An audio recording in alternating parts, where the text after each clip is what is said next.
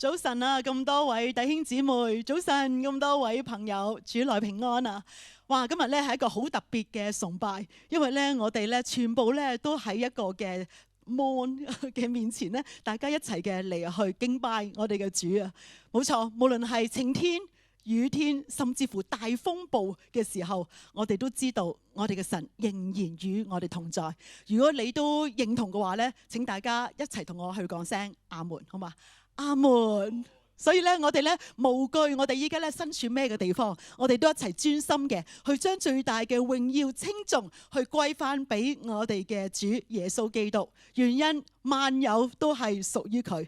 今日我哋能夠走埋一齊去敬拜我哋嘅主，都係上帝俾我哋恩典。所以如果你依家係一個方便嘅地方，我邀請你哋同我哋一齊起立，好唔好啊？我哋一齊嘅去用詩歌、用經文一齊嘅去頌讚我哋嘅主。我哋先嚟嘅嚟去用感恩嘅心啊，去誦讀呢個歌羅西書1章14、15同埋17節。我哋一齊嚟啊！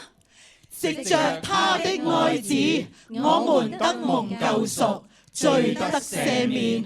愛子是那看不見的神之像，是首生的，在一切被造的以先。他在萬有之先，萬有也靠他而存在。冇錯，弟兄姊妹，讓我哋一齊去高聲讚美我哋呢一位萬有嘅主耶穌基督。天上地下一切嘅萬物都係屬於佢㗎。你是榮耀啊！你是榮耀，至美尊崇，萬有都歸於你名下，配受尊重，智慧知識尊貴，願讚揚，動有主美善的真。主，你就係咁榮耀啊！你是榮耀，至美尊崇，冇錯，係配受最大讚美嘅主啊！萬有都歸於你名下，願主享受我哋向你嘅敬拜，配受尊重，智慧知識尊貴，願讚揚，動有主美善的真諦。舉手傳揚神的犧牲與十架，同眾你心好大愛，竟為我披戴，荊棘冠冕如是你恩典降臨，眾山海都震撼歡迎，讓我靈為你歌，你歡之城中讚，到萬世。我哋一齊舉手宣揚，齊向你舉手傳揚神的犧牲與十架，同眾你心好大愛，竟為我披戴，荊棘冠冕如是你恩典降臨，眾山海都震撼歡迎，讓我靈為你歌，你歡之城中讚。我哋嘅讚美唔好俾佢停啊！嚟，人讚美，如風天空海闊飛；人讚美，浪花滿海中前起，高唱萬有之上，榮耀無限之處，傳頌我主尊貴耶穌。冇錯，弟兄姊妹，萬有都係我哋嘅救主耶穌基督，佢創造宇宙穹蒼，包括你同埋我。所以今日願意我哋同大自然啊，一切上帝所造之物，你去讚嘆我哋呢一位主耶穌基督佢嘅榮耀、佢嘅尊貴同埋佢嘅偉大。我哋一齊嘅嚟。地與海奏出歌韻，盤石唱讚美歌聲，風雨連也歌頌，雲霧同眾吹送，傳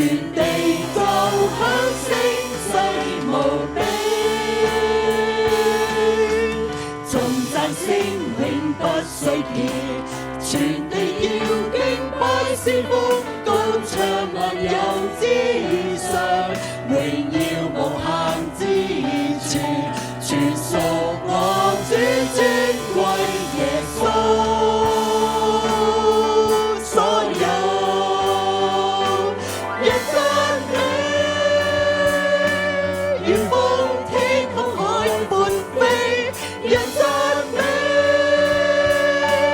浪花般海中前起，高唱萬有之上，榮耀無限之處，全屬我主尊貴耶穌。弟兄，你哋同萬民一齊嘅你好嗎？阿門啊！出過雲，磐石唱讚美歌聲，風雨電也歌頌，雲霧同眾吹送，全地奏響聲勢無比。姊妹，我哋一齊嘅你咯喎！頌讚聲永不衰竭，全地要敬拜師傅，高唱萬有之上，榮耀無限之處，全屬我主尊貴耶穌。所有我哋一齊嚟去讚美主。人讚美，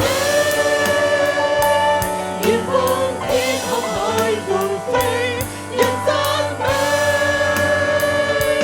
浪花般海中前起，高唱萬有之上，榮耀無限之全屬呢一位啊！全屬我主尊貴阿門！耶神係配受最大讚美嘅主啊！所有我哋一齊去向世界去宣告你。全屬我主尊貴耶穌。所有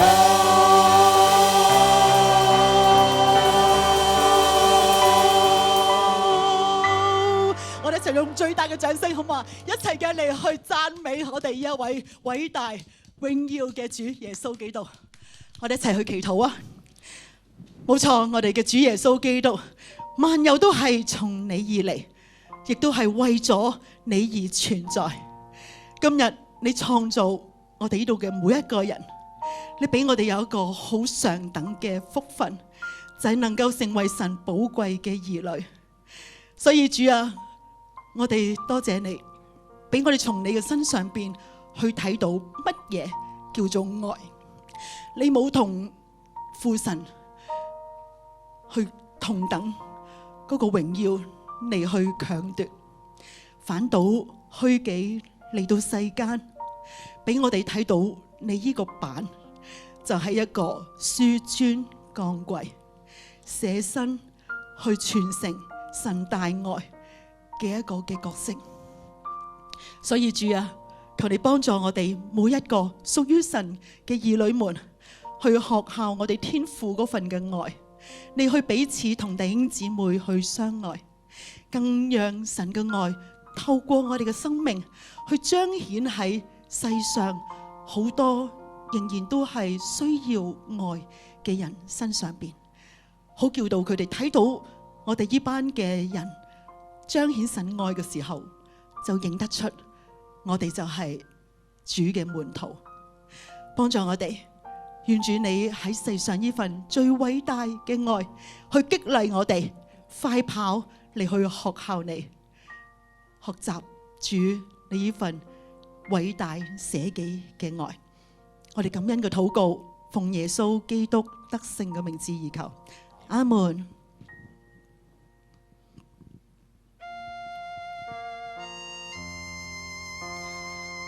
世上最偉大嘅愛，原來就係一份捨生救人嘅大愛。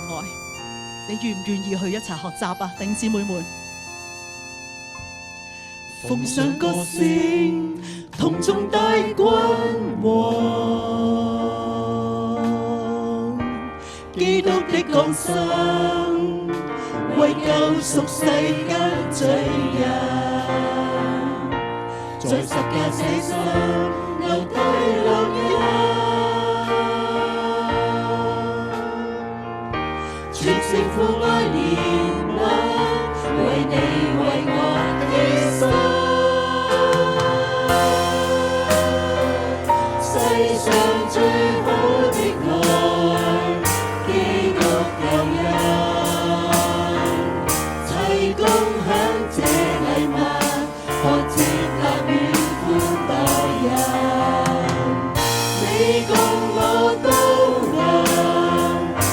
中永生神，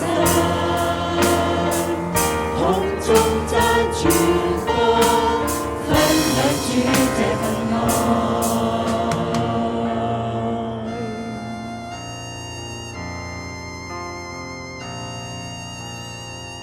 我哋一齊以上帝嘅愛嚟去傳揚俾其他有需要愛嘅人，同埋一齊嘅去頌讚我哋依位嘅大君王啦！奉上歌聲，同眾大君王，基督的降生，為救贖世間罪人，在十架捨身，流淚烙印。全城父愛憐憫，為你為我犧牲。世上最好的愛，基督救恩，齊共享這禮物，學情百與歡樂人。你同我都能傳頌永生神。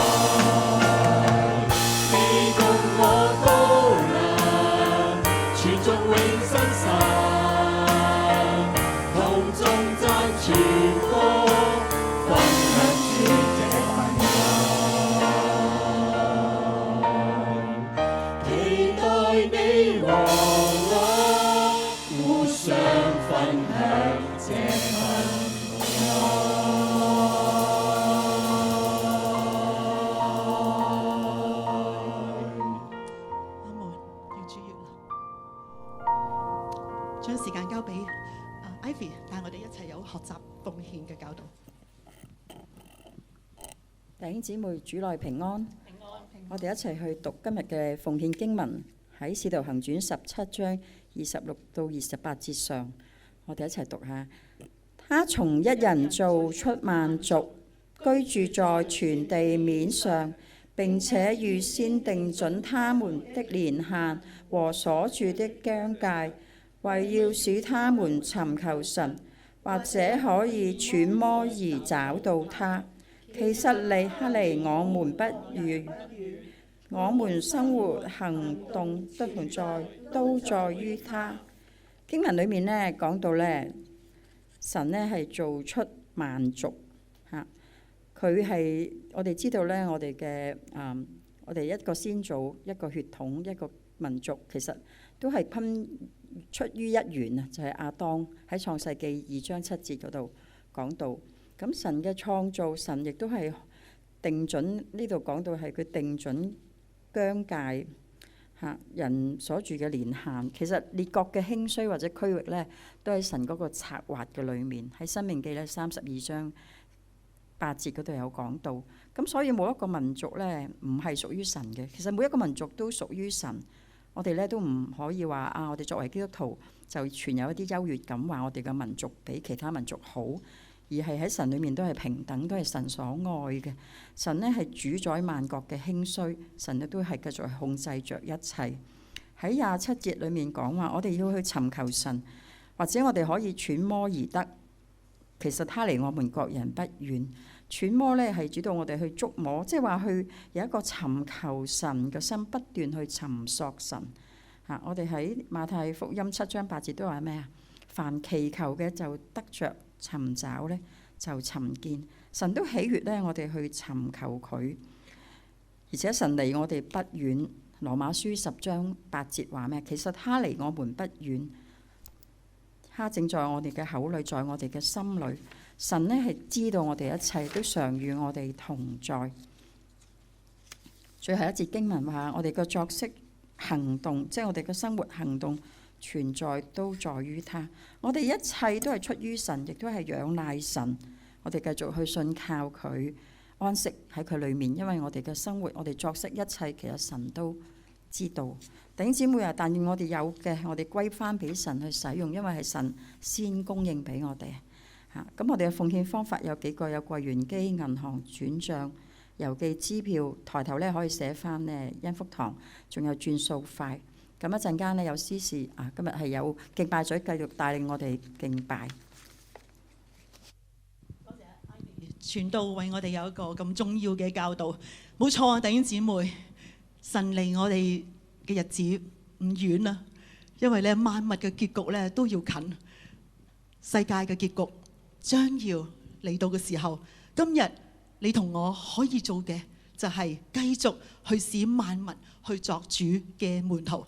所以願主我哋幫助我哋嚟去咧，從心裏邊去建立一個合一嘅見證，叫人睇到我哋嘅時候，就睇到耶穌基督佢嗰份救贖嘅大愛。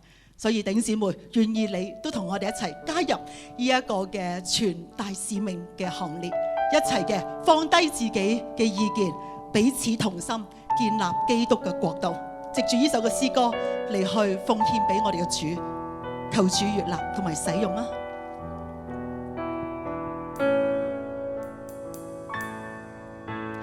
當我們合一敬拜和禱告，神就開始動工在我們當中，神的意念高過我們的意念，他的道路遠超過我們的，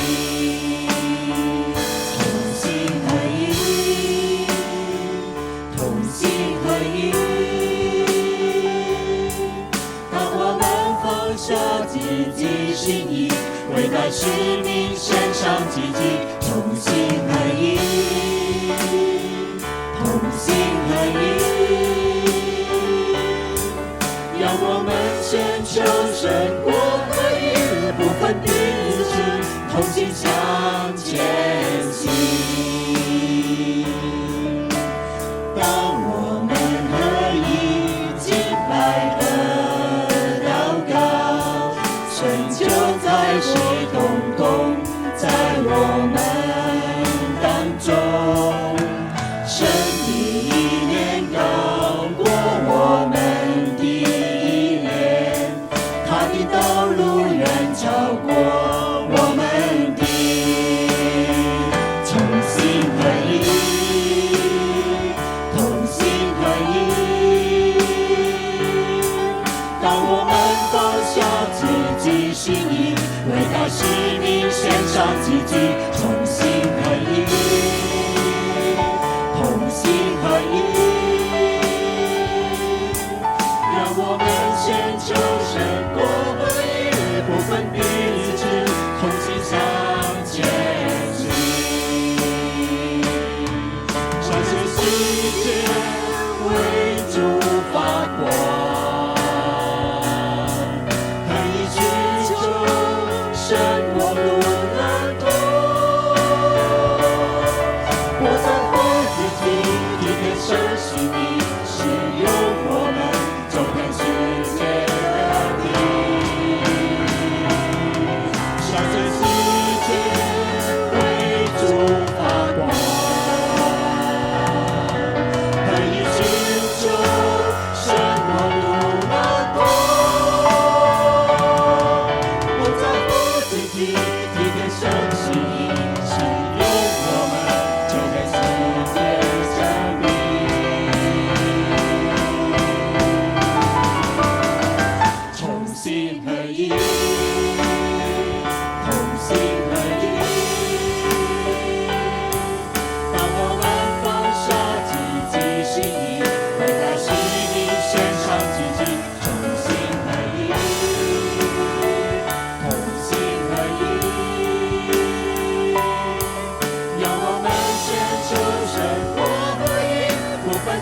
起同心向前行。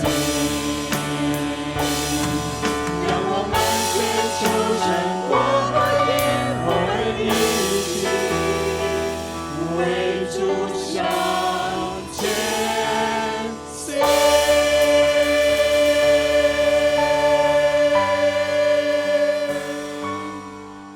阿門。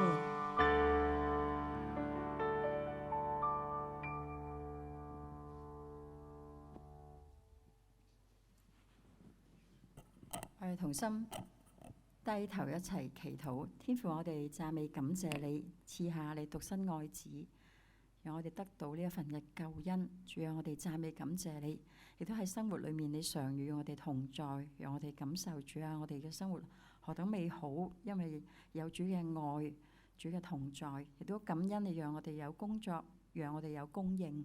主啊，我哋所需用一切都係你賜俾我哋嘅，願我哋首先呢係歸俾你去使用。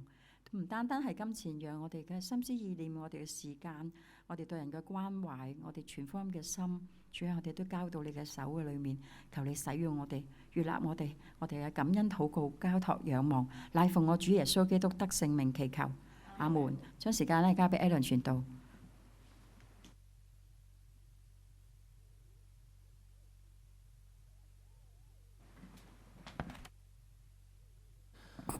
好，弟兄姊妹早晨，好開心啦，能夠咧同大家一齊去到敬拜神。有好多謝咧敬拜隊啦，帶領我哋咧唱咗好好嘅詩歌。相信無論咩天氣咧，都無阻我哋去敬拜主，係咪啊？係啊，雖然咧今日因為天氣緣故，我哋未必能夠咧一齊翻嚟教會，一齊走喺禮堂裏面一齊崇拜。雖然我哋身處喺唔同地方，但我哋心仍然可以連埋一齊，仍然可以一齊嘅去敬拜我哋嘅主。係啊。咁即係主啦，俾我哋咧又可以一齊崇拜嘅時間。好想咧即係先去歡迎大家啦，亦都咧好想鼓勵大家喺網上面咧，讓我哋都即係專心，我哋一齊嘅去敬拜。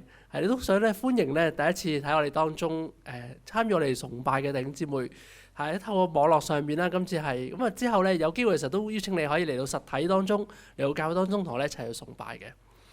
好，咁啊，開心同大家一齊，今日咧有機會同大家正道啦。今日咧嘅講題咧叫做咧門徒群體嘅考驗啊，所以第一個問題咧，想你先諗下，唔知你覺得你自己係咪一個門徒咧？你係咪耶穌嘅門徒咧？嗱，門徒咧就係指緊咧我哋一班相信耶穌、跟從耶穌、學效耶穌嘅人。嗱，耶穌咧唔單止呼召一個人去跟從佢嘅，仲係呼召咧一班人咧去跟從佢。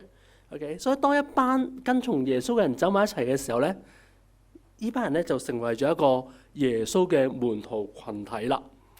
弟兄姊妹，讓你諗下，當諗到門徒群體嘅時候，你又屬於邊一個門徒群體嘅咧？你嘅小組、你嘅團契、你嘅教會係咪一個門徒嘅群體咧？如果係嘅話，我又想你再諗一個問題喎。咁你覺得同你所屬嘅門徒群體，你哋嘅關係係點嘅咧？如果要打一個分數，你會俾幾多分呢？又或者喺你嘅群體嘅當中，唔知你同弟兄姊妹嘅關係上，有冇曾經經歷過有咩考驗呢？例如有冇人會曾經經歷過俾人忽略、意見有唔同、有唔啱、有分小圈子、有不和，甚至有鬧交呢？嗱，如果有嘅話，你又係會點面對嘅呢？過去你將個問題雪藏佢，唔理佢，將件事慢慢丟淡佢就算。嗱，今日咧好想同大家咧去從聖經使徒行傳6章1到7節嘅呢段經文裏面咧，我哋一齊睇下初期教會就係當班跟從耶穌嘅門徒喺面對關係上嘅考驗嘅時候，佢哋係點面對嘅咧？佢哋又係點樣去拆彈嘅咧？我哋一齊睇下經文啦。我哋先睇第一節，使徒行傳6章1節咁樣講，佢話那時門徒增多。究竟當時嘅群體，當時嘅門徒群體有幾多門徒呢？佢話門徒增多喎。原來咧，如果你睇翻《使徒行傳》頭5章，嗱呢度第6章嘛。如果睇翻頭5章嘅話咧，耶穌嘅門徒群體咧係高速成長嘅。嗱，我哋可以幫佢計下數嘅喎。嗱，例如第一章嘅時候咧，就由第一章開始講到咧，有120個門徒喺耶路撒冷等候聖靈嘅降臨，係咪？到第二章五旬節啦，嚟自各地嘅猶太人就去到耶路撒冷過節。佢哋聽完彼得嘅講道之後咧，一日就多咗咧3000個門徒，教會就正式成立，呢個門徒嘅群體就正式成立啦。聖經形容咧之後咧，聖經更加形容咧，主將得救嘅人咧天天加俾佢哋。去到第4章嘅時候，又記載到咧，又多咗5000個咧男丁聽到道之後咧信主。嗱，都唔計婦女啦。所以你可以計下數，諗嗱，初期教會去到第6章嘅時候，呢個門徒群體有幾多人啊？第一章800人，到第二章有3000人信主，到第4章話有5000喎。計下數，其實可能保守估計呢個群體已經去到咧1幾2萬人㗎啦，係咪啊？嗱，初期教會咧喺短時間裏面由800人增長到1幾2萬人喎。深水清嘅你會計到咧，其實呢個超過咗100倍嘅爆炸性增長。嗱，通常我哋點樣形容呢個教會㗎？通常點樣形容呢個教會咧？就係哇，初期教會真係好復興啊，好有聖靈嘅工作。係咪啊？咁短時間咁多人嘅增長，咁多人嘅歸主，但去到第6章嘅時候，就係今日我哋講嘅經文裏面一個咁復興、咁有神同在嘅群體，原來都有問題會出現嘅，原來都唔係完美嘅喎。人多總會有問題，但係關鍵係點樣處理？嗱，經文點樣講呢？喺6章1節咁樣講，佢話門徒不斷增加嘅時候，講希臘話嘅猶太人埋怨本地嘅希伯來人，因為在日常嘅供給上忽略咗佢哋嘅寡婦。原來咧，從經文裏面我哋睇到咧，當時初期教會咧主要由2批嘅猶太人組成嘅。第一批就係講希臘話嘅猶太人，第二批咧就係講希伯來話嘅猶太人。佢哋一般咧就係講希伯來話或者亞蘭話嘅，或者同時講2種語言。OK， 咁既然可能你會問，其實2批都係猶太人啫，點解講嘅語言會唔同嘅咧？點解一班係講希臘話，另一班係講希伯來話嘅咧？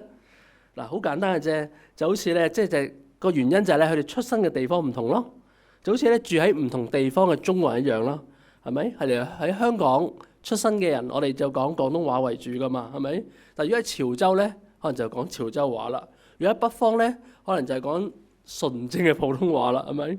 所以呢度所講第一批講希臘話嘅猶太人，佢哋咧其實係生於咧聖地耶路撒冷以外嘅地方嘅，佢哋咧就習慣咧講咧羅馬嘅官方語言希臘文，而第二批希伯來人講希伯來話嘅猶太人咧，就係生於耶路撒冷，係啦。如果新譯本咧就特別講咧，佢哋係一班本地嘅希伯來人。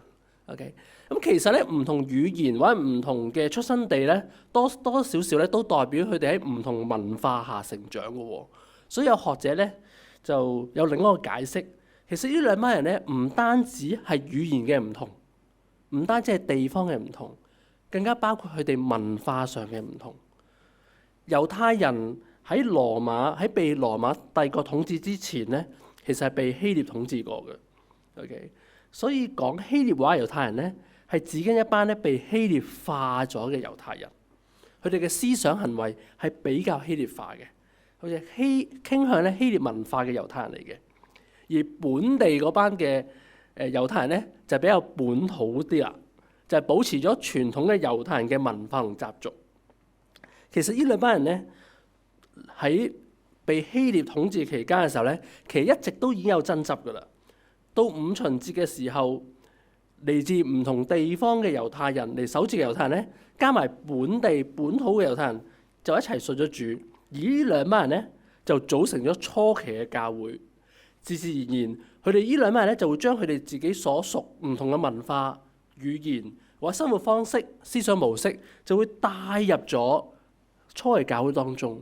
佢哋呢啲嘅差別，好自然地咧，就會帶入咗喺初期教會呢個門徒群體裏面。而當時教會當中比較多嘅邊班人咧，一定係本地嘅希伯來人。OK， 所以較少數嘅講希臘話嘅信徒咧，就好容易被忽略啦。因為第一批嘅猶太人講希臘話嘅猶太人，因為佢哋唔係本地人啊嘛，信咗主之後咧，留低咗喺耶路撒冷，未必咧有親戚朋友接濟佢哋，所以特別當中嘅寡婦無親無故，佢就更加需要教會去幫助佢哋，要靠弟兄姊妹咧接濟佢哋嘅需要啦。嗱，呢個咧係呢段經文好重要嘅背景啦。嗱，喺《使徒行傳》嘅4章32到35節咧，當時形容到初期教會嘅信徒咧，佢哋係一齊生活嘅。嗱，所以你就明白，即係原本住喺外地喺耶路撒冷以外猶太人，因為留低咗，佢哋就一齊，所以留低咗之後咧，初期教會嘅弟兄姊妹就一齊生活，佢哋就凡物公用，佢哋咧會將自己嘅財產咧奉獻出嚟，去分俾有需要嘅人。其中一部分就係要照顧嗰啲喺信咗主之後留低嘅耶路撒冷嘅猶太人。而初期教會就因為信徒願意凡物公用，佢就成為咗一個共用、共享、一齊生活嘅團契。嗱，經文咧形容當時嘅信徒嘅群體係點樣㗎？經文話佢哋係一心一意嘅，係咪？喺第32節，嗱，許多信嘅人都係一心一意，沒有一人話佢嘅東西係自己嘅。OK， 所以你見到佢哋係一條心嘅，一條心嘅結果係咩啊？就係內中沒有一個缺乏的。嗱，諗真啲喎，頭先話成個群體有幾多人啊？1幾2萬人啊！1幾2萬人裏面，佢話竟然冇一個人係缺乏啊！哇，犀唔犀利啊？好誇張喎，係咪啊？所以佢哋嘅同心嘅結果係叫到整個群體都得到滿足，冇一個咧係缺乏嘅。所以《使徒行傳》嘅第1到第5章呈現出嚟嘅門徒群體係一個點嘅圖畫呢？係一個同心嘅群體，係一個好願意彼此分享、一齊同心、一齊同行嘅群體。但去到第6章，就係我哋今日要講經文嘅裏面，就係圓滿一條心嘅教會，而家出現咗咩啊？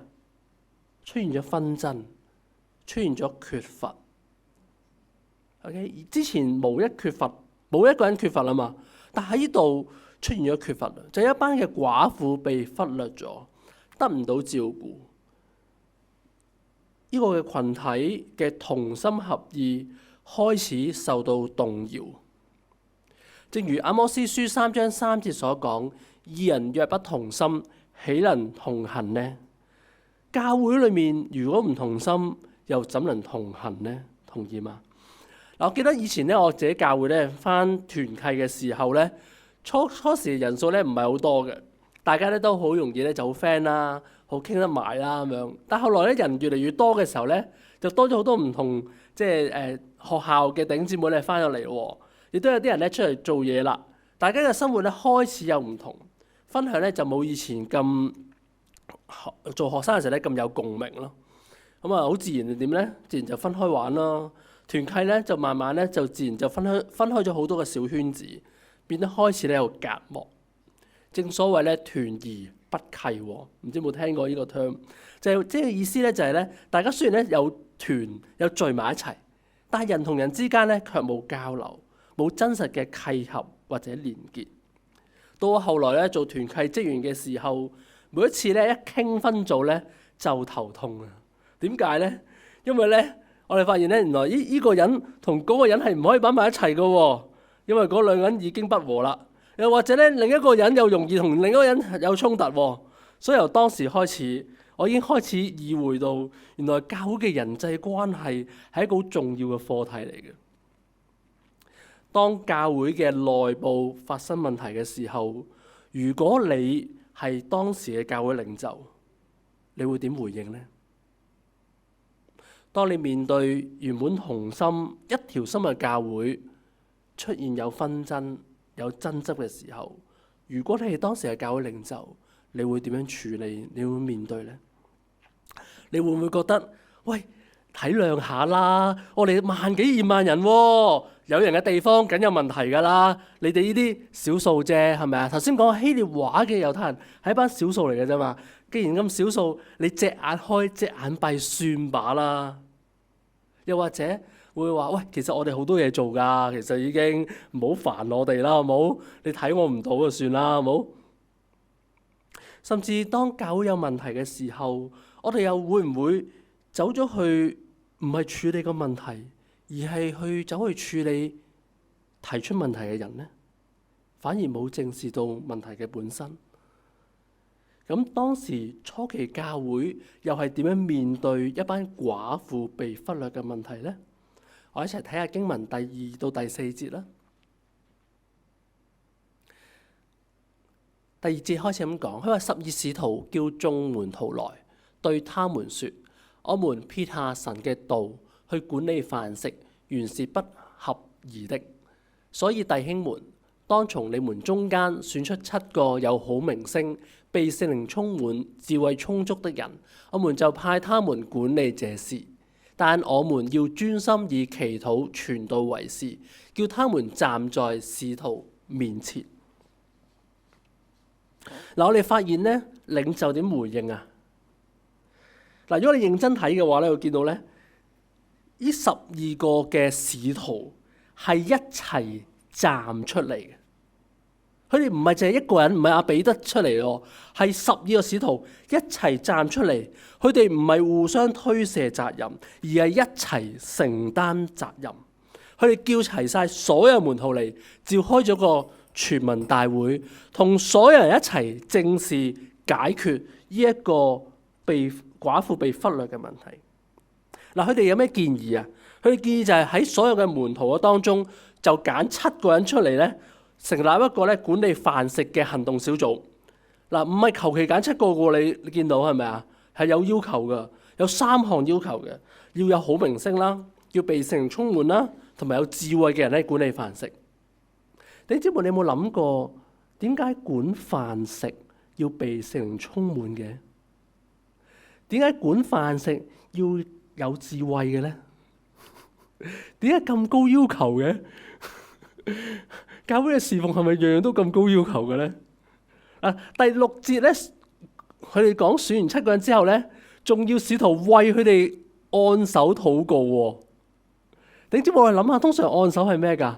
幾時會按手禱告㗎？通常牧師啦，係咪按牧嘅時候啦、領袖啦、宣教士啦咁樣噶嘛？我哋有冇為啲管飯食嘅負責嘅弟兄姊妹祈禱嘅咧？咁按手祈禱咧冇啊！我哋特別係咪每個禮拜日都有廚房事工噶嘛？我哋有冇按手為佢哋祈禱咧？又咁樣，我唔知你覺唔覺得咁奇怪嘅？點解即係當時出嚟教會揀7個人管理飯食啫？點解咁高要求，仲要為佢按手祈禱？點解咁會唔會覺得有啲小題大做咧？原來呢件事如果處理得唔好嘅話咧，係潛藏住2個好嚴重嘅問題。所以初期嘅教會嘅領袖好明顯對今次嘅事件係好認真嘅處理，好謹慎嘅處理。咁有咩問題會出現嘅咧？其實如果處理得唔好嘅話，第一個問題係咩咧？第一個問題咧就係頭先第1節所講，佢話喺寡婦嘅事上被忽略嘛。原來喺猶太人嘅文化裏面，唔照顧寡婦係一個劣評嘅行為嚟㗎。係啊。即係如果你而家我哋通常出去食飯啊、訂嘢買嘢都會睇下評價噶嘛，一見到劣評，哇不得了啦，就即刻唔揀噶嘛，係咪？同樣嘅喎，原來當時喺猶太人嘅文化裏面，如果唔照顧寡婦咧，係一個非常差劣嘅行為嚟嘅。喺舊約嘅申命記，神講得好清楚，以色列人係有責任去照顧孤兒寡婦。而當時寡婦有咩需要嘅時候，猶太人嘅會堂係有責任去照顧，所以當教會出現嘅時候，呢個責任就落咗喺教會嘅身上。所以當教會忽略照顧寡婦嘅時候，對於四圍周邊嘅猶太人嚟講，佢會點樣睇呢？佢就會覺得呢個門徒群體，呢個初期教會係好冇品啊，係好差劣嘅，因為佢冇根據舊約嘅指示神嘅吩咐去照顧寡婦。調翻轉從正面嘅嚟講，跟從耶穌嘅門徒唔應該只喺口頭上面去話信耶穌、講耶穌，仲要應該喺行動、身體上面、身體力行嘅去回應人嘅需要。所以即使到而家，教會都透過做慈惠嘅事工，關心鄰舍，嚟到展現出天國福音嘅特質。所以如果初期教會冇正視寡婦被忽略嘅問題嘅話，對於佢哋嚟講係一個好失見證嘅行為，係一個好失見證嘅群體。Okay， 所以初期教會領袖非常重視。而第二個問題會係咩問題呢？另一個嘅嚴重嘅後果係咩呢？經文所講，當問題出現嘅時候，埋怨出現咗。你見到經文咧，我特別 highlight 咗咧埋怨呢個字。門徒群體裏面咧，原本呢個群體係同心合意噶嘛，點解同心噶嘛？出現咗唔同心，門徒群體出現咗埋怨，出現咗怨言。埋怨對於群體嚟講，其實係一個好大嘅破壞力嚟嘅。原來咧，發怨言喺聖經裏面係一個好重語氣嘅字嘅。同根嘅動詞係用喺民數記，形容以色列人喺曠野嘅時候向摩西、向上帝發怨言。以色列人當時咧都係因為食物嘅問題，好多時就會向摩西、向領袖、向上帝發怨言。而佢哋發怨言嘅後果係咩啊？記唔記得啦？佢哋就係佢哋嘅怨言帶嚟咗神嘅憤怒，帶嚟咗神對佢哋嘅懲罰。結果佢哋足足喺曠野行足40年，整個群體停滯不前，冇辦法得到神俾你應許。所以埋怨並唔係一件好簡單、好少嘅事情。原來埋怨個字喺聖經裏面，特別喺教育個裏面，係一個好嚴厲嘅字眼，惹嚟咗上帝好大嘅憤怒。所以如果初期教會嘅領袖唔立刻正視群體埋怨嘅問題嘅話，對於門徒群體係一個好大嘅危機。所以當時嘅教會領袖一班嘅使徒好認真去對待問題，而唔係 hea 住就算。佢哋咧去選擇咗7個執事嚟管理飯食，選立7個人表示咩呢？表示佢哋信任佢哋作領袖，表示佢哋願意下放權力，願意交託啲責任俾佢哋。如果你深入去了解呢7個人嘅名字嘅話，我哋會發現原來所有名字都係希臘嘅名字嚟嘅。表示乜嘢啊？表示即係話呢啲人都係從希臘話嗰堆嘅猶太人裏面去揀出嚟，就係嗰班怨言最多嘅群體嘅人裏面揀出嚟。甚至經文講最尾一個係包括咗轉信猶太教嘅由外邦人啊。係啊，第7位去講到就係非猶太裔嘅安提阿人尼哥拉，就係轉信猶太教嘅外邦人。呢個選擇暗示咩呢？暗示教會領袖意識到教會係多元，唔係淨係得猶太人，甚至有外邦人，唔單止係得本地嘅希伯來人，仲有一啲住喺外地嘅猶太人。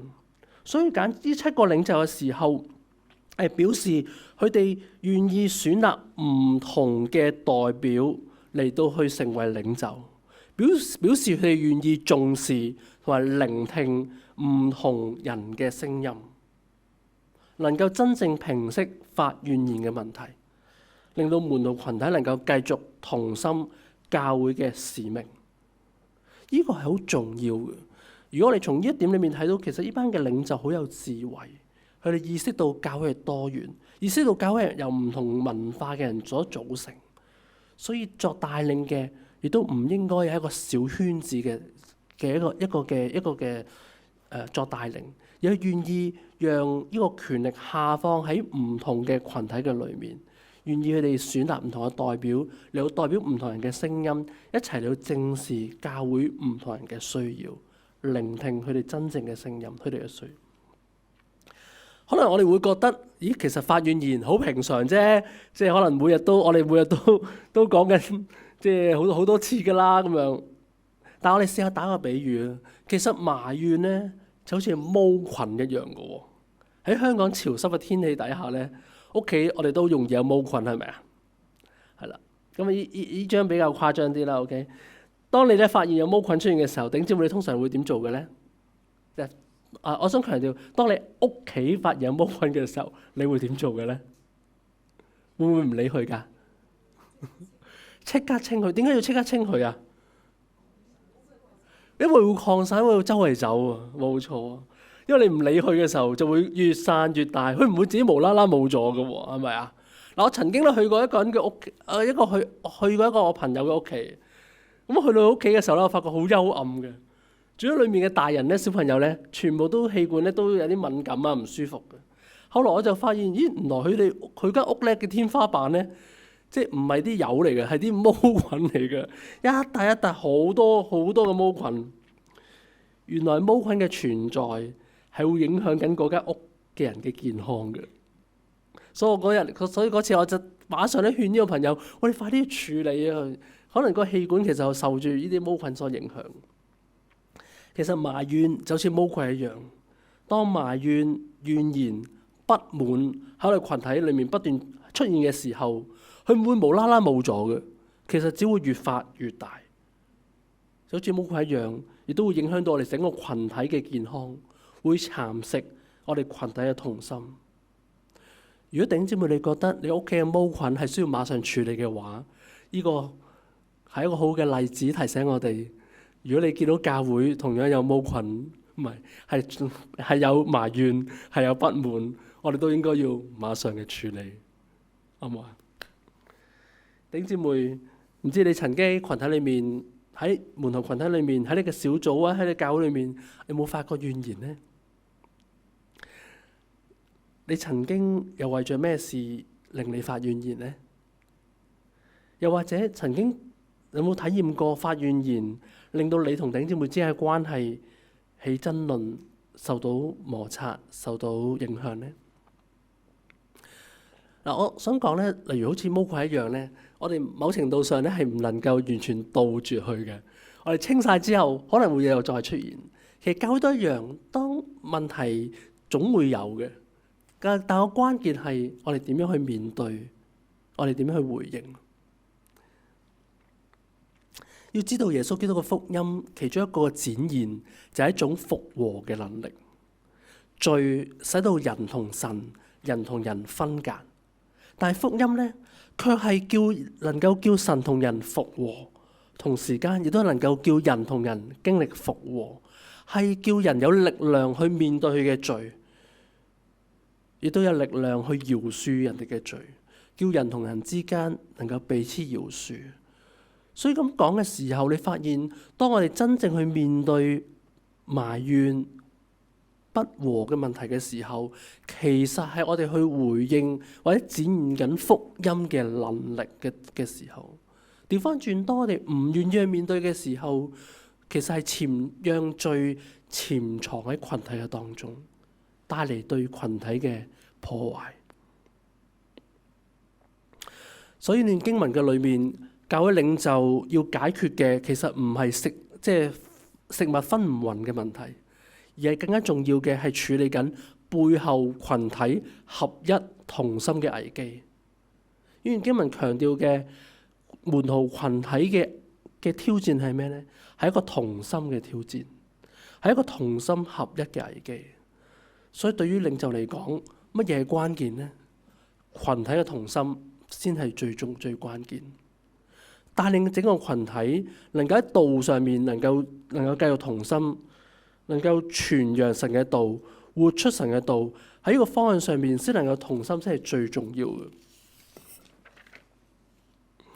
我服侍咧咁多年嘅裏面咧，我除咗我自己經歷過人際關係嘅衝突之外咧，無論咧喺我以前服侍嘅機構啦，或者教會裏面咧，其實我都見過好多群體咧都出現好多人際關係嘅問題嘅。係啊，就係當初咧少少嘅問題，因為怕破壞關係而唔肯去處理，問題就越積越大，去到個地步冇辦法解決，最終點呢？最終就唔能夠一齊，只能夠分開。有個別嘅弟兄姊妹好受傷嘅離開教會，亦都有教會裏面內部產生咗好多因為咁嘅問題因為當初個小嘅問題冇處理嘅時候，結果帶嚟咗教會裡面嘅分黨分派，甚至分裂教會。所以讓我哋唔好睇輕咗埋怨嘅破壞力。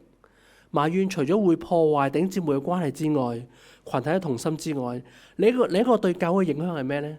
就好似呢幅圖一樣，就好似呢幅單車圖一樣，就係當大家彼此埋怨，其實只會原地踏步。就好似以色列人一樣，喺曠野嘅時候一樣，埋怨嘅代價係咩？就喺曠野裏面停滯不前。埋怨好似頭先嗰幅圖一樣，會令到我哋消耗咗我哋嘅力量，令我哋冇晒力量去做群體應該做嘅事，令到群體偏離咗應有嘅焦點。所以如果我哋睇翻經文裏面嘅第2到第4節嘅建議嘅時候，我哋見到嗰12個嘅使徒其實唔係淨係成立7個人嘅飯食小組嘅，佢哋喺呢段説話裏面嘅頭同埋尾，其實都係重複講同一件事。佢講乜嘢呢？第2節佢話：我哋撇下神嘅道去管理飯食係唔合宜嘅。喺第4節，但我們要專心以祈禱傳道為事。所以喺度裏面，原來領袖唔係淨係單單想解決飯食嘅問題，佢更加透過呢段説話去重申緊或者重塑緊教會嘅存在目的。最重要嘅使命係咩呢？係要傳揚神嘅道。但係你要留意，最重要嘅目的傳揚神嘅道，唔代表佢哋忽略人嘅需要。Okay. 佢哋照顧寡婦需要嘅同時，佢哋重申翻教會應該有嘅目的。傳道嘅原文係指緊道嘅職事 （ministry of the word）。喺段經文其實出現咗3次嘅。喺第2節，使徒唔可以忽略道嘅職事；喺第4節，使徒們重申群體嘅使命係要專心祈禱同埋道嘅職事。到第7節，神嘅道興旺起來。所以你見到呢段經文裏面呢，7節裏面重複咗3次神嘅道嘅職事，好表示到原來呢段經文嘅重點係咩呢？就係道嘅職事。好想強調道嘅職事就係基督教會使命嘅核心。嗱，我哋可以試下諗下，一個教會點樣能夠顯明佢嘅使命嘅核心喺道嘅職事上面呢？如果道嘅職事係重點嘅話，呢個教會嘅時間、佢嘅力量花喺聖經上面又有幾多呢？嗱，道嘅職事包括係傳揚神嘅道，就係傳福音啦；又包括咧將耶穌嘅吩咐教導人遵守，即係例如栽培啊、查考、教導神嘅話。嗱，除咗呢啲咁明顯教導聖經嘅例子之外，其實道嘅職事都包括教會嘅生活上面有冇活出神嘅道呢？例如喺領導教會上面有冇應用神嘅説話呢？又或者人際關係上面呢個教會有冇活出緊神嘅道、神嘅價值觀呢？如果弟兄姊妹唔能夠彼此相信或者彼此相愛嘅話，我哋又點樣去愛其他未信嘅人呢？其他人又點樣認得出我哋係主耶穌嘅門徒呢？所以道嘅職事唔係單單淨係講緊我哋去傳福音，我哋去教導神嘅説話，我哋仲要整個教會喺我哋嘅行動、我哋嘅決定、我哋嘅相處上面，都有冇顯出我哋活出緊神嘅話呢？如果你同弟兄姊妹有不遑爭論，力量都攞嚟做內鬥嘅話，又有咩力量可以去傳福音呢？耶穌喺登山寶訓講過，佢話你在祭壇上獻祭物嘅時候，如果喺嗰度想起有弟兄對你有什麼不滿，就應該把祭物留在祭壇前，先去跟弟兄和好，然後再來獻祭物。你見到經文都強調，我哋要處理，要面對人際關係裏面嘅挑戰。所以當教會願意正視問題嘅時候，結果係點呢？我哋一齊睇下第7節好唔好啊？我哋一齊讀啊！準備起，神嘅道興旺起來，在耶路撒冷門徒數目加增的甚多，也有許多祭司順從了這道。你見到個結果係點啊？當教會嘅領袖願意正視問題，將整個教會願意正視問題嘅時候，個結果就係問題得到解決啦，寡婦得到滿足。門徒群體嘅同心嘅問題都得到解決，大家喺道嘅上邊能夠再次同心。如果唔係嘅話，神嘅道又點樣能夠興旺起來呢？嗱，興旺呢個字咧，原文嘅時態咧，其實有持續不斷嘅意思，即係話咧，表示神嘅道持續嘅不斷增長，門徒持續嘅不斷增多，甚至祭司們都持續不斷嘅信主。弟兄姊妹，讓我哋回想喺《使徒行傳》1章到5章啊，其實喺一到5章裏面咧，有好多神蹟奇事發生過嘅喎。例如聖靈降臨啦，有5000人歸主，彼得喺聖殿裏面好神蹟嘅醫好瘸腿嘅人。但係去到第6章，我哋呢段經文嘅裏面，我哋卻見到嘅係另一種神蹟，係咪啊？喺呢次問題裏面，你見到神咧冇好奇蹟地拎走個問題，唔會話突然間聖靈降臨點點冇喎，係咪啊？冇話突然間咧神好大嘅工作令我哋個個變得好同心，唔係咁喎。喺呢段經文裏面，神係透過教會嘅領袖願意去正視衝突，願意去解決問題而達至同心。一間咁多人嘅教會，咁多元嘅教會能夠合一，能夠同心，其實諗清楚啲，其實呢個係一個神蹟嚟。如果唔係神嘅工作，唔係人嘅血氣可以做得到。神嘅道興旺，教會嘅門徒增多，甚至連好多嘅祭司都順從神嘅道。其實呢個係一個好奇妙嘅事嚟嘅，因為咧，其實喺《使徒行傳》咧係第一次去到呢度嘅時候，係第一次提到有祭司歸主。之前提到嘅祭司係點樣㗎？通常之前提到嘅祭司咧，喺第5章咧就提到咧，佢哋就係即係包括埋啲宗教領袖啦，佢哋係又打又恐嚇使徒，阻止啲使徒去傳福音㗎嘛，去傳揚耶穌㗎嘛。到第6章嘅時候，福音冇被攔阻，反而想攔阻福音嘅人竟然歸信耶穌，仲唔係神一個神蹟？點解啲祭司會信主呢？如果從呢段經文嘅脈絡嘅顯示嘅時候，就係佢哋嘅同心得到同心問題得到解決，呢個群體嘅同心成為咗一個好美麗嘅見證。正如頭先所講，如果人際關係我哋冇去正視、冇去面對嘅時候，其實係令到教會失強見證。但係調翻轉，當教會願意去靠住神去面對問題，願意活出神嘅道，喺人際關係上面活出神嘅道嘅時候，就成為咗一個美麗嘅見證，連祭司都歸順咗耶穌基督。嗱，呢段經文咧俾我哋咧好深刻嘅提醒。特別咧，當我哋教會忙於唔同嘅侍奉、忙於唔同嘅活動之前，呢個提醒我哋除咗要預備好我哋嘅 program 啦、我哋嘅宣傳啦、我哋嘅敬拜之外，我哋嘅場地之外，其實神透過經文會都提醒緊我哋唔好忘記要預備一樣更加重要嘅嘢咧，就係預備緊我哋整個同心嘅群體咧。即使教會有幾興旺，都會有問題出現。各位弟兄姊妹，讓我哋勇於願意去處理不和嘅關係，承認潛藏住關係當中嘅罪。因為我相信神要用嘅唔係淨係一啲好精彩、好激勵人心嘅聚會，神要用嘅更加係一班同心被聖靈充滿嘅群體。當群體能夠合一嘅時候，群體往往就能夠成長，呢個都係教會復興嘅秘訣。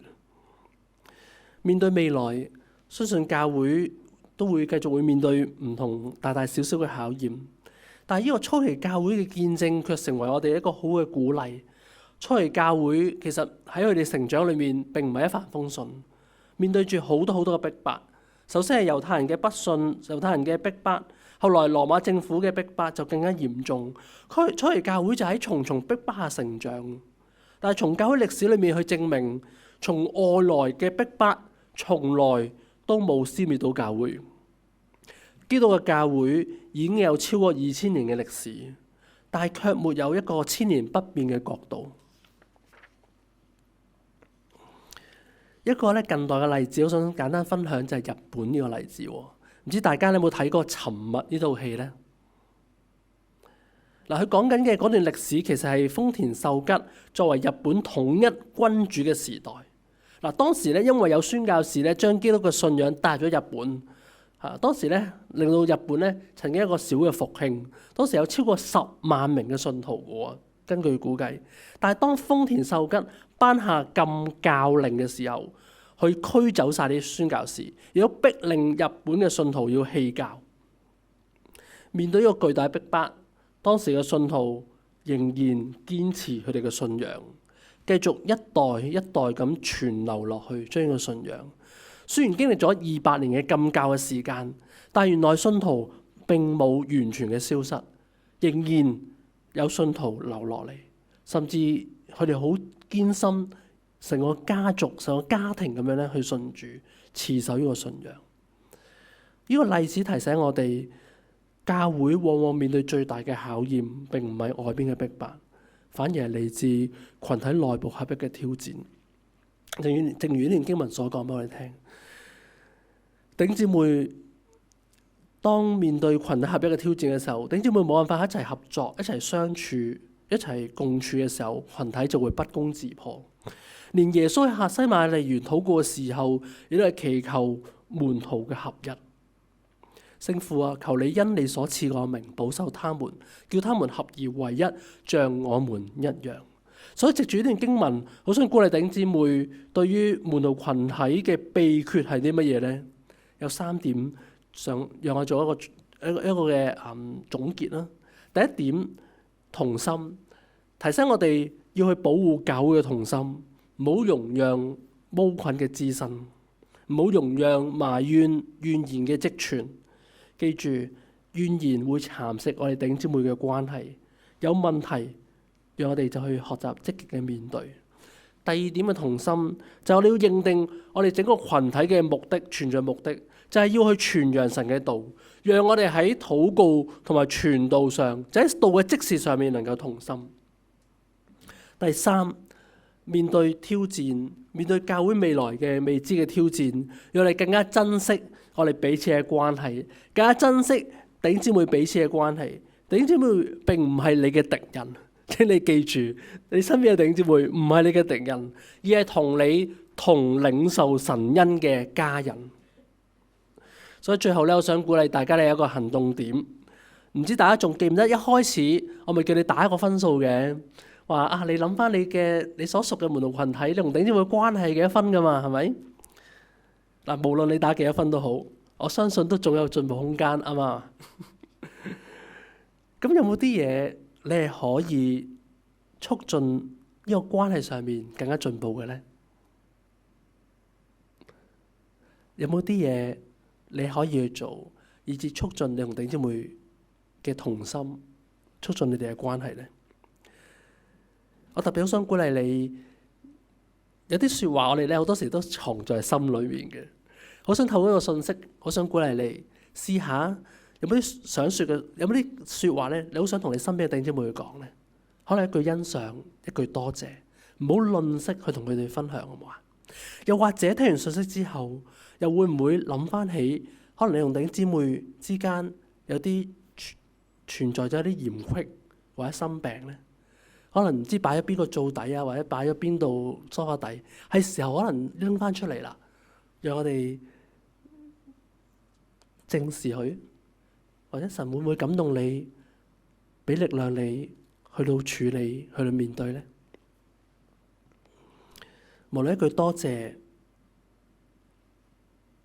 一句嘅對唔住，讓我哋都唔好吝嗇，讓我哋一齊為住彼此嘅關係，或者為住耶穌基督呢個嘅群體，讓能夠同心嘅一齊嘅去共建我哋嘅神嘅國度、神嘅家，好嘛？讓我哋最後一齊禱告。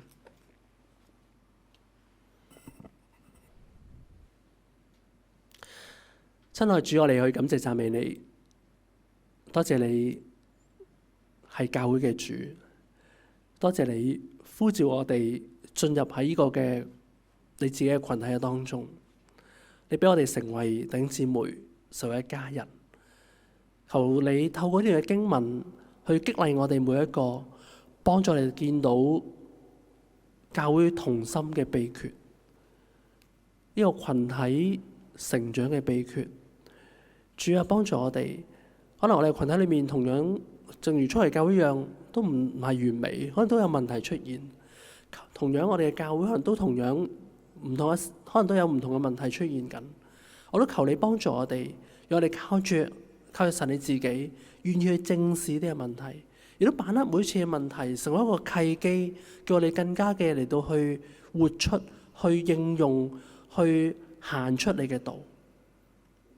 求主你幫助我哋，讓我哋整個群體能夠喺關係上邊，喺我哋成個關係上面能夠去見證你自己係嗰位信實、嗰位可靠嘅上帝。正如主耶穌你嘅説話，如果我哋能夠彼此相愛嘅時候，眾人就認得出我哋係你嘅門徒。主啊，求你幫助、祝福你自己所愛嘅教會，幫助我哋每一個。多謝讚美你，聽我哋祈禱，奉耶穌基督聖名求。阿門。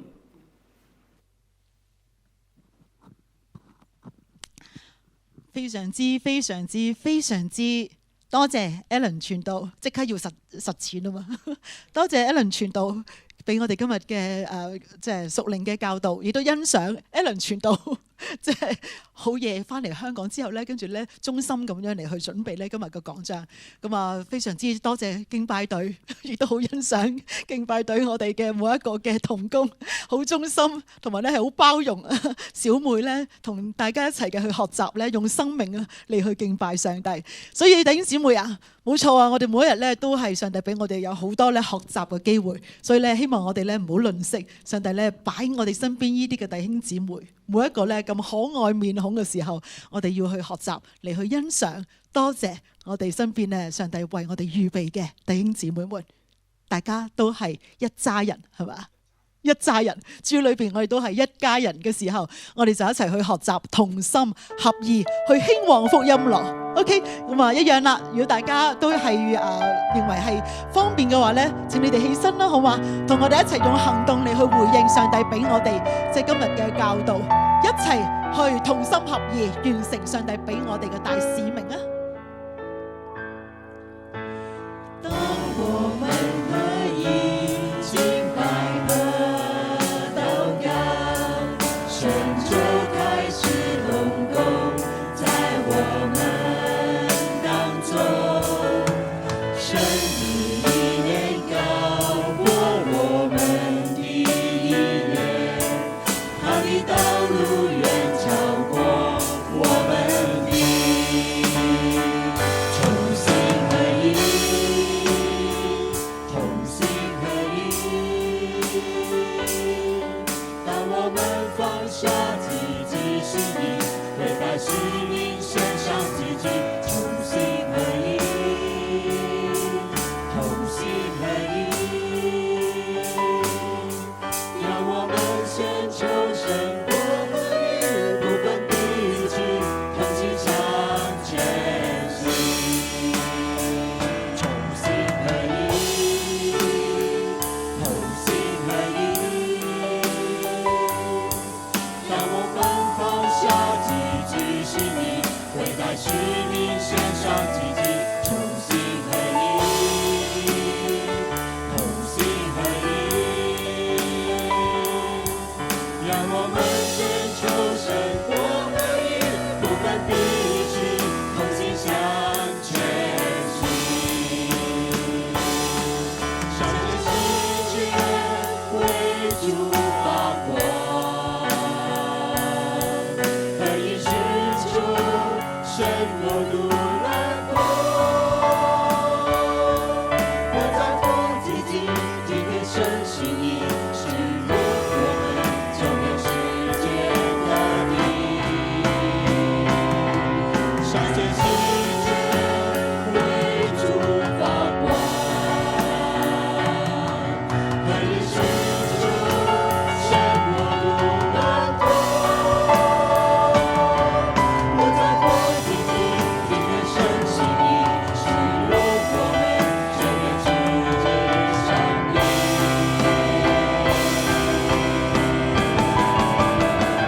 同心合一，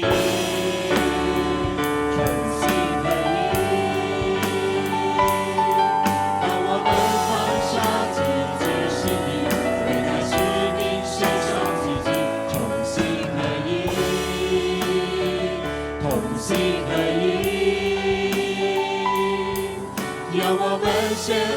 勝過你，不分彼此，同心向前行。讓我們先求勝過你，我們一起為主向前行。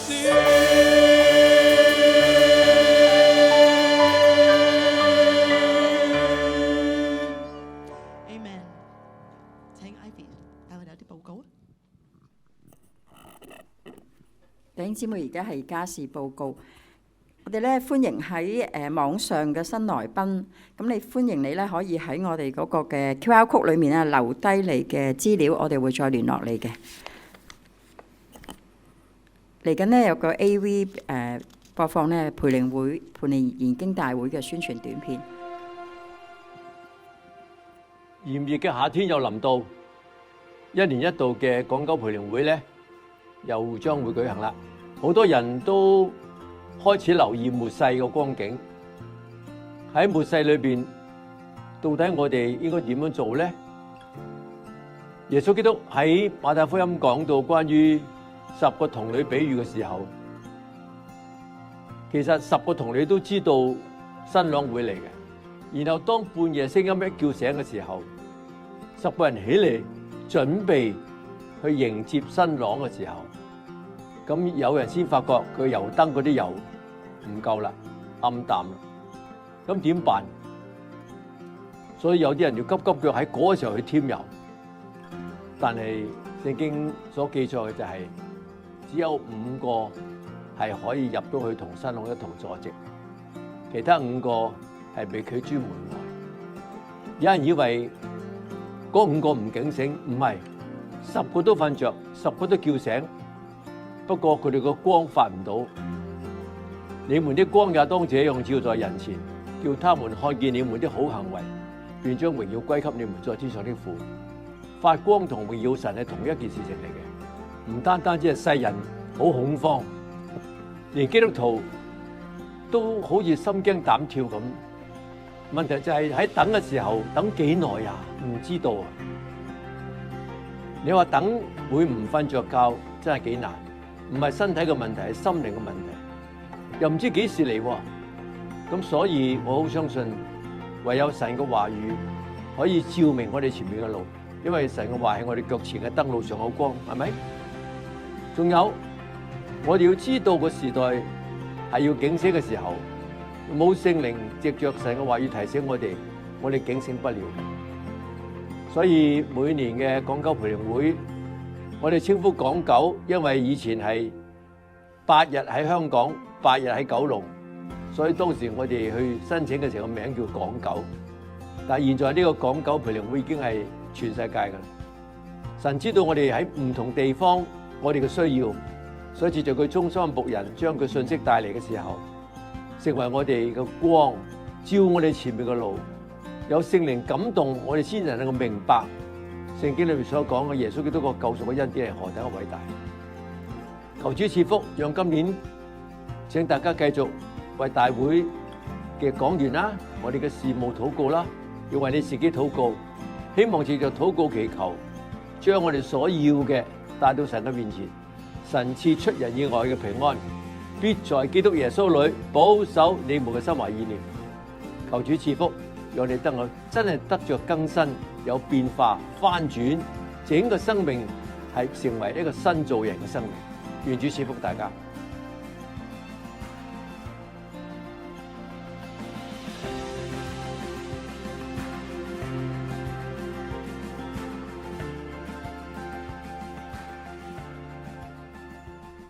下個星期6咧就開始係港九培靈研經大會嘅，咁我哋嘅元朗堂咧，恩福元朗堂咧都會係一個轉播站，非常嘅歡欣嚇，我哋咁近就可以翻嚟一齊去聽，一齊聽咧同喺屋企 YouTube 去聽咧係有分別嘅喎，所以鼓勵大家都翻嚟聽。咁有3堂嘅，早上9點一堂嘅研經會啦，11點係講道會啦，晚上7點係奮興會嘅，鼓勵大家咧係盡量翻嚟聽我一齊去領受神嗰個恩惠。係啦，恩福元朗堂嘅 Sunday Kids 嘅結業禮，咁本來咧就係7月26日，而家改到咧係8月30日，上午11點到12點半，嚇，咁係翻元朗堂嘅，請大家留意。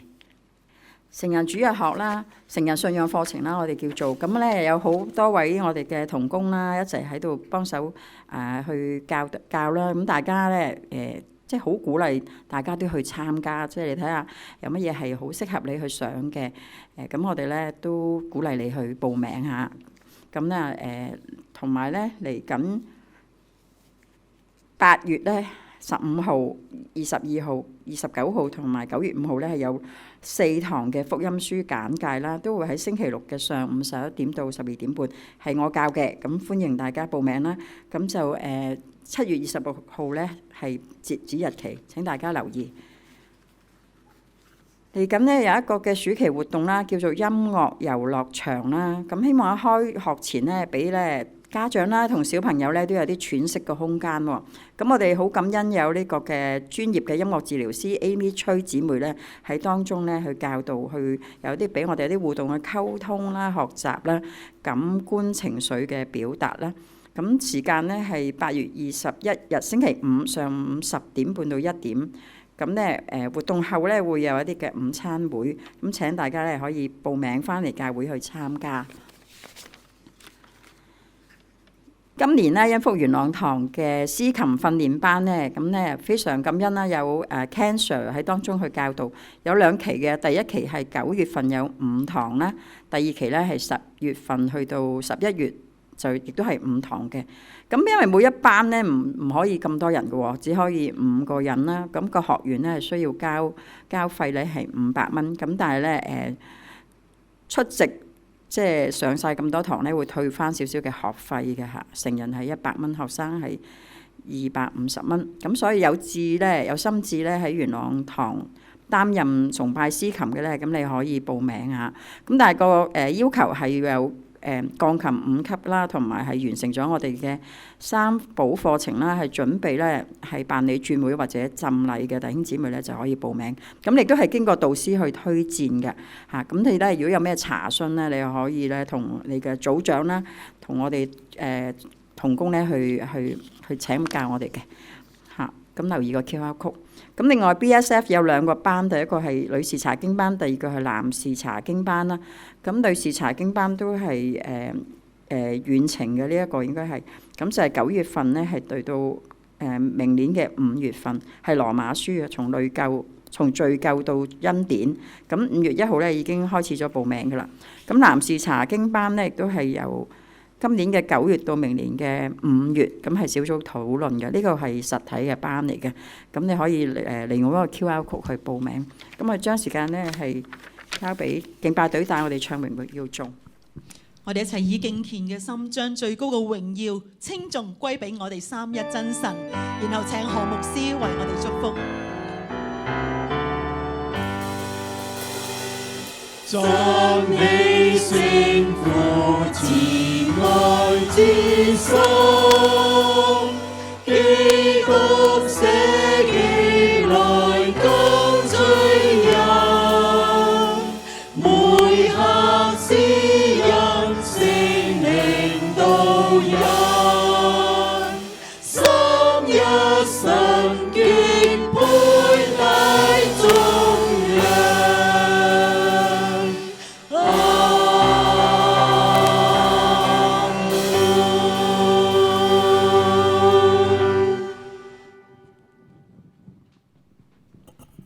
好，弟兄姊妹非常感恩嚇。上個主日我哋香港有200幾位嘅教牧領袖啦，一齊嘅嚟到去到馬來西亞嚟到去參加華福會。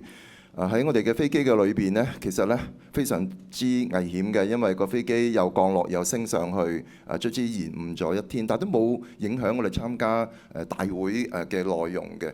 咁當中亦都有我哋培靈會有2位嘅講員，同樣喺我哋嘅中間。我哋見到平安係幾咁重要，願意上帝咧嘅平安同大家一齊，我哋一齊去領受上帝嘅賜福啊！願主耶穌基督嘅恩惠、天父上帝嘅慈愛、聖靈嘅平安、賜予嘅平安同埋帶領，常與你哋眾人同在，從今時直到永永遠遠。阿門。神祝福大家。